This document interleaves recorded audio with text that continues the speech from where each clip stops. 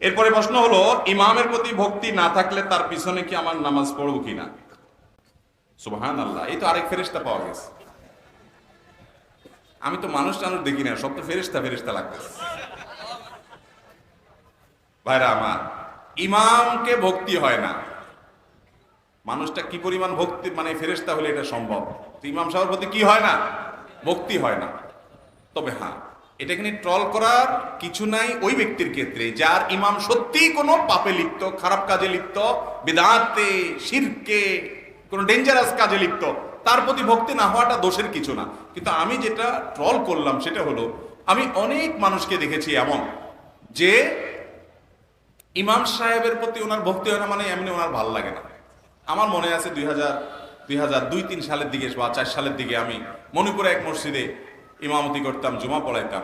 তো আমার এক মুসল্লি আমাকে একবার বললেন, হুজুর মনে কিছু করেন না, আপনার বক্তব্য আলোচনা সবই ভালো লাগে মাশাআল্লাহ, কিন্তু আপনার হাঁটাটা না আমার একদম ভালো লাগে না। আমি বললাম, ভাই আপনিও মনে কিছু করেন না, আপনি কি আমাকে বিয়ে শাদী করার চিন্তা ভাবনা করছেন নাকি? আমার হাঁটা দিয়ে আপনি কি করবেন? এটা কোন দেশি কথা? আপনি আমার থেকে এলেম নিবেন, আপনি আমার কথা শুনবেন, আমার হাঁটা কি, আমার চুল কি, আমার চেহারা কি, এটা দেখানোর দরকার আছে আপনার?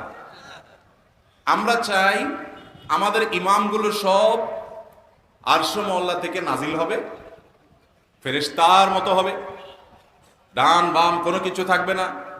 ইমাম সাহেবের যদি নামাজে কখনো ভুল হয় আমরা বলবো, হায় হায় ইমাম সাহেবের আবার ভুল হয়, হুজুরের আবার ছেলে মেয়ে হয়েছে শুনছি।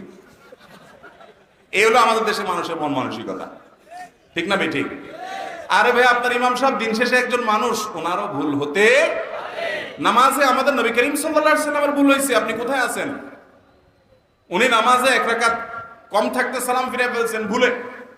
সাহাবা ইকরাম ভয়ে লোকমা দেয় না, যে নবী তো, আল্লাহ হয়তো নামাজ কমাই দিছি কিনা, ওহী আসে ওনার কাছে সব সময়, কেউ লোকমা দেয়নি। সালাম ফেরানোর পরে বলে, ইয়া রাসূলুল্লাহ আনাসিতা আম কুসিরাতিস সালাহ, আপনি ভুলে গেছেন না নামাজ আল্লাহ কমাই দিছে। দেখেন কত ভদ্রতা, ডাইরেক্ট বলে নাই ইয়া রাসূলুল্লাহ আপনি ভুল করছেন, বলে ইয়া রাসূলুল্লাহ কি আল্লাহর পক্ষ থেকে নাজিল হয়েছে নতুন কোন বিধান, সেজন্য রাকাত সংখ্যা কম হয়েছে, নাকি আপনি ভুলে গেছেন? নবীজি সাল্লাল্লাহু আলাইহি ওয়াসাল্লাম তখন বলেছেন, বাল নাসিতু, না বরং আমি ভুলে গেছি। তখন তিনি কারেকশন করলেন। তো তা আল্লাহর নবীর ভুল হওয়ার সময় তো জিবরিল এসে বলে দিতে পারতো যে হুজুর আপনি বসেন না, এখন দাঁড়ায় যান।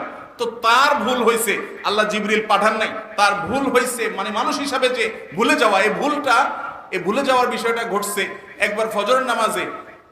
তারা সফরে ছিলেন, সবাই ঘুমেছিলেন, একজনকে পাহারা রাখছেন, একটু পর পর পালা করে করে তারা রাত্রে পাহারাদারি করবে, ফজরের সময় ডেকে দেওয়ার দায়িত্ব একজনের। তো ওনার